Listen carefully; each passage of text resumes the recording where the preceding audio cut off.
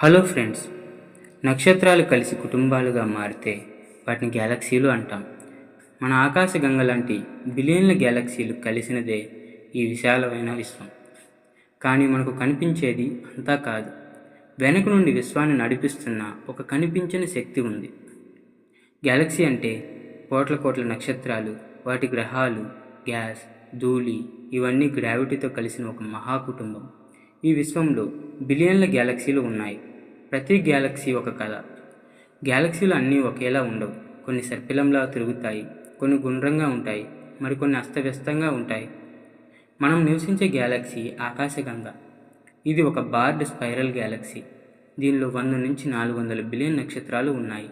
మన సూర్యుడు ఒక మహాసముద్రంలో ఒక చిన్న అలలాంటివాడు. బిగ్ బ్యాంగ్ తర్వాత గ్యాస్ మాగాలు కుదించుకొని మొదటి గ్యాలక్సీలను సృష్టించాయి. కార్యక్రమంలో అవి పెరిగాయి, కొన్ని నశించాయి, కొన్ని కలిశాయి. మనకు కనిపించే పదార్థం విశ్వంలో కేవలం 5% మాత్రమే.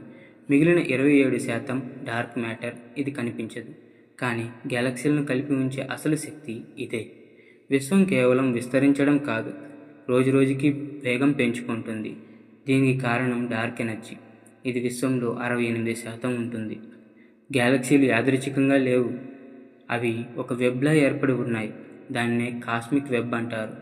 ఇదే విశ్వపు అసలైన ఫ్రేమ్వర్క్. మనకు కనిపించే విశ్వం వెనుక కనిపించని శక్తులు పనిచేస్తున్నాయి. ఇవే విశ్వానికి ఆకారం ఇచ్చాయి.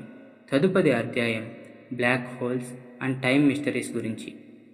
Thank you for watching. ఈ వీడియో యూస్ఫుల్ అనిపిస్తే మీ ఫ్రెండ్స్తో షేర్ చేయండి.